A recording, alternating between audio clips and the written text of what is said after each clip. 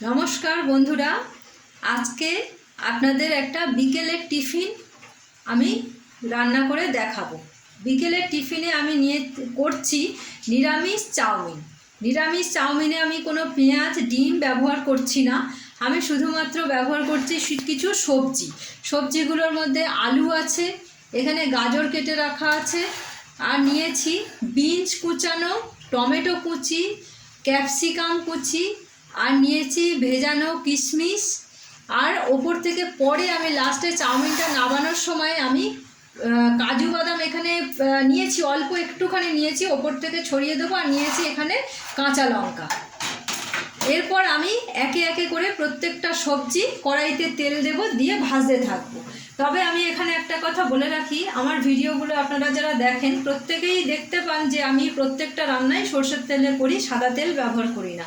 আজকে চাউমিনটাও আমি সাদা তেলে করব না, সব সবই সবজিপাতি আমি সরষের তেলেই ভাজবো। সবজিগুলো ভাজার জন্য আমি কড়াইতে আগে তেল দিয়ে নেব।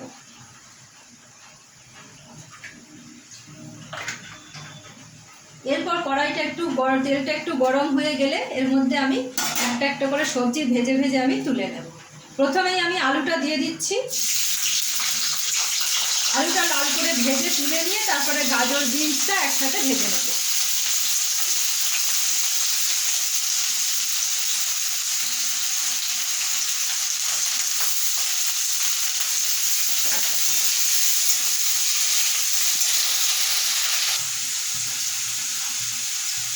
আমি সবজিগুলো ভাজতে ভাজতে আমার সবজি প্রায় ভাজা হয়ে গেছে। এখানে আলু আর গাজরটা ভাজা হয়ে গেছে, বিনসটা আমি কড়ায় ভাজতে দিয়েছি।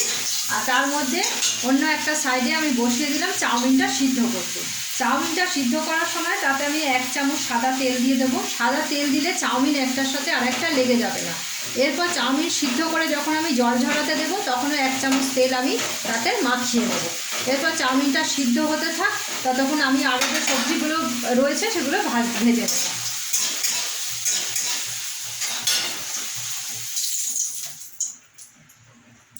চাউমিনটা আমার কত সুন্দর ঝরঝরে হয়েছে। আমি সিদ্ধ করার সময় 1 চামচ তেল দিয়ে নিয়েছিলাম।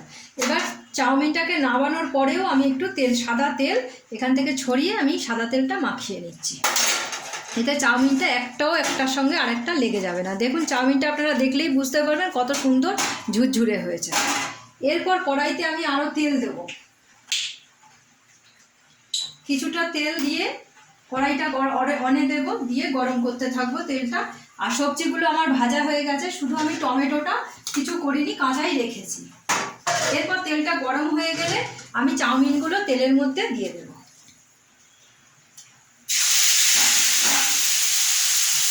দিয়ে আমি চাউমিনগুলো নাড়াচাড়া করতে থাকবো।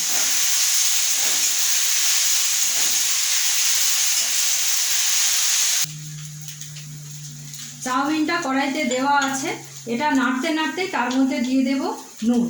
আমি সবজিগুলো ভাজার সময় নুন দিয়েছি, সেই জন্য আমি অল্প পরিমাণে নুন দিলাম, তারপরে যদি লাগে পরে আবার দেব। এরপর আমি দিয়ে দেব 1 চামচ চিনি। আমি এখানে হলুদের কোনো ব্যবহার করছি না।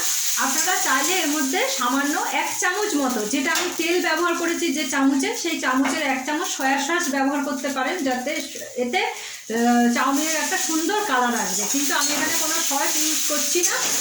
আর এইটা নুন আর চিনিটা ভালো করে মিশে যাওয়ার মধ্যেই আমি সবজিগুলো দিয়ে একসাথে নাড়তে থাকবো। এই সমস্ত ভেজে রাখা সবজিগুলো আমি এর মধ্যে দিয়ে দিচ্ছি, দিয়ে আমি ভালো করে নাড়াচাড়া করবো। আর টমেটো আর কাজু বাদামটা আমি লাস্টে নামানোর সময় দেব।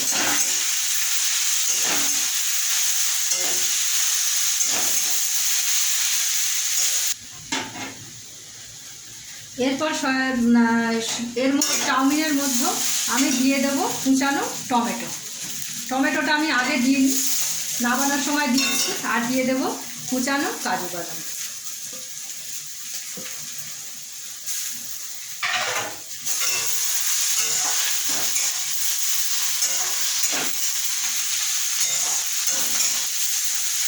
আপনারা ডিম ছাড়া চাউমিন হয়তো ভাবতেই পারেন না, কিন্তু এইভাবে যদি সবজি দিয়ে একটা নিরামিষ চাউমিন বানিয়ে খেতে পারেন, বা খেয়ে দেখতে পারেন, খুবই অসাধারণ এটার একটা টেস্ট আসে।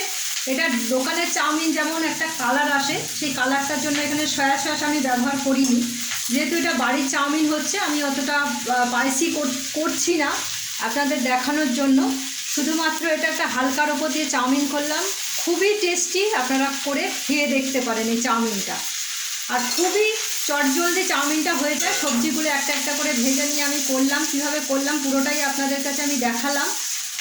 আর চাউমিনটা সবথেকে বড় কথা, অনেকে চাউমিন ঠিকমতো করতে পারেন না, কারণ হচ্ছে চাউমিনটা একটার সাথে একটা লেগে যায়, গলে যায়। কিন্তু চাউমিনটা বসানোর সময় 1 চামচ তেল, আর চাউমিন সিদ্ধ হয়ে যাওয়ার সময় জল ঝরিয়ে নিয়ে 1 চামচ তেল যদি মাখিয়ে নিতে পারেন, চাউমিন দেখুন একটার সাথে একটাও গায়ে আমার লাগেনি।